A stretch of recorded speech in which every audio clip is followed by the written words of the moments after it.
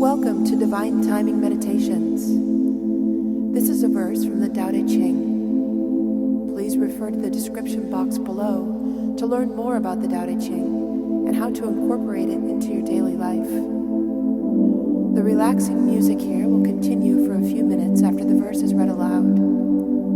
Please use this time to contemplate the verse's meaning and what it means to you. Feel free to share your experience with us in the comments below. And while you're here, please subscribe to our channel to get notified about all of our self-discovery content. Now let's begin.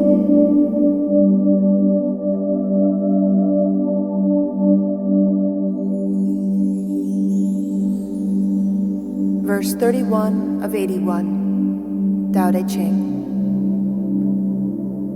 Weapons at best are tools of bad omen, loathed and avoided by those of the way. In the usage of men of good breeding, honor is had at the left. Good omens belong on the left. Bad omens belong on the right. And warriors press to the right.